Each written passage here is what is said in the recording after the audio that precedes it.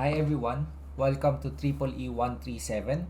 This is week number 8, problem number 2, the persistent fisherman. A fisherman catches fish according to a Poisson process with rate lambda is equal to 0.6 per hour. The fisherman will keep fishing for 2 hours. If he has caught at least one fish, he quits. Otherwise, he continues until he catches at least one fish.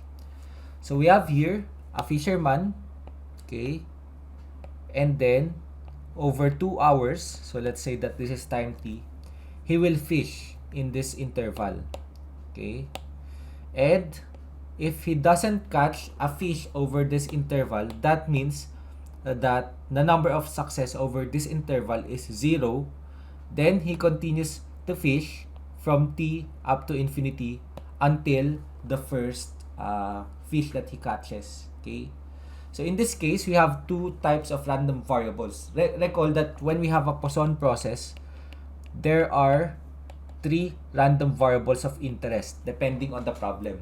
In this case, we have a fixed interval, okay, and then we can use a Poisson random variable to find the number of fish or the number of arrivals in this fixed amount of time.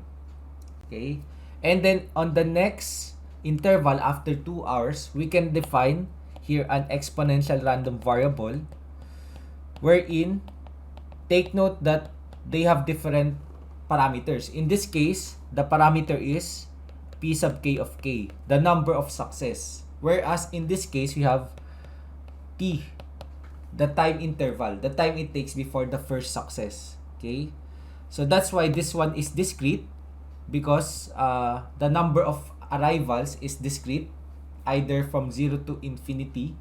Okay, and then this one is continuous because the parameter that we have here is time. Okay, so let us continue with the problem. Find the probability that he stays for more than 2 hours. That just means that, okay, we could use our exponential random variable here, wherein he catches the first fish in the time interval 2 to infinity. Or we can also use a Poisson random variable wherein, okay, we have 0 arrivals over the time interval 2 hours. So let's just review. Probability of k, this is equal to lambda tau raised to k e raised to negative lambda tau over k factorial, right?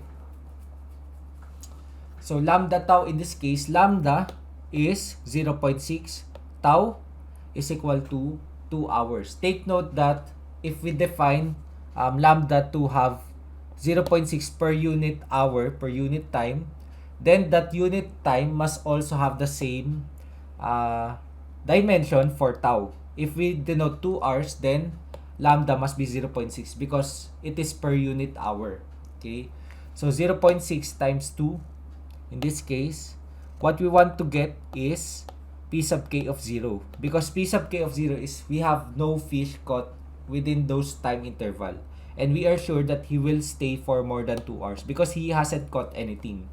This is equal to 0.6 times 2, 0, e raised to negative 0.6 times 2 over 0 factorial.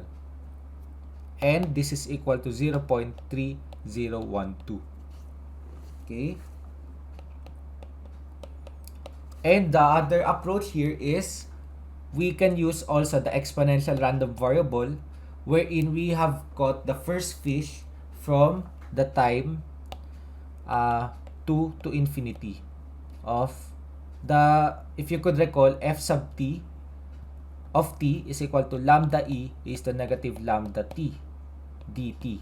So 2 to infinity, 0.6 e raised to negative lambda t dt, or this is equal to 1 minus from 0 to 2, 0.6 e raised to negative lambda t.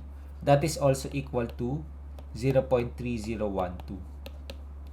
Okay, so that's how you solve this first problem. So the next problem, item number 2, we want to find the probability that the total time he spends fishing is between 2 and 5 hours. Now this problem is more straightforward. So we just use the exponential random variable wherein he catches the first fish over this time interval. Okay? Because the total time he spends fishing is between 2 and 5 hours. Therefore, the first fish will be caught between 2 and 5 hours. So this is equal to the probability t is 2 to 5 hours. Okay, this is equal to integral from 2 to 5, 0.6 e raised to negative 0.6 t dt. This is equal to, okay, 0.2514. Okay, this is the answer for number 2. And then for number 3, what is the expected number of fish that he catches? Okay, so expected number of fish. Take note that the number of arrivals is denoted by k in our Poisson random variable, right? And from the Poisson random variable, you could just review your all of the mean and the variance of each of the 3 random variables in our Poisson process. But for the Poisson random variable, the expected k, expectation of k is equal to lambda tau. This is equal to 0.6 times 2. Therefore, over the Poisson random variable, we will expect 1.2 fish. But this is not the whole answer for this problem. Okay?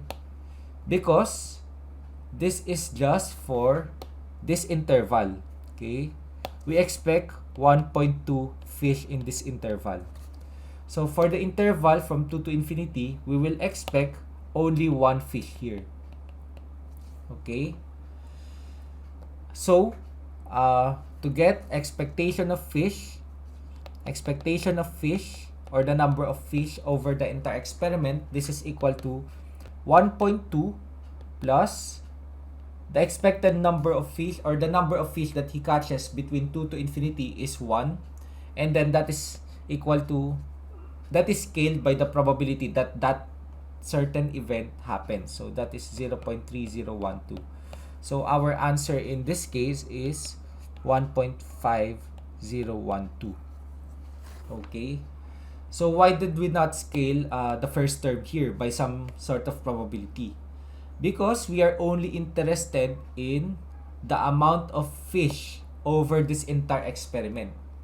Okay.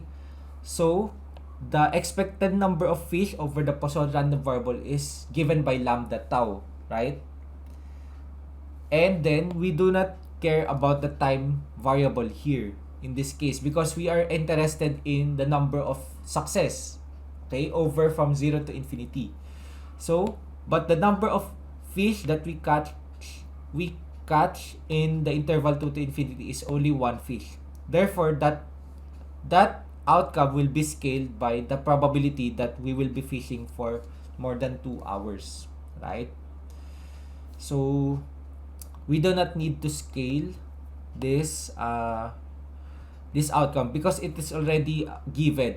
Okay, this is already the expected number of fish over the Poisson random variable. Okay, so that's how you solve this item. And then finally, number 4, we want to find the expected total fishing time given that he has been fishing for 4 hours. So, expected time given that time is greater than 4. Okay? Right? So, we are sure that the expected total fishing time is 4 plus some amount of time before he catches the first fish. And we can use the mean of the exponential random variable. The mean in that case is 1 over lambda. So 4 plus 1 over 0.6. 1 over lambda, the unit there is hours. Okay? 1 over 0.6 per hour. Then we have 1 over 0.6 hours. Okay? And then we have 4 hours here. The total expected time, the expected total fishing time is equal to 5.6667 hours. Okay? So that's how you solve this problem. Okay? So see you on the next video.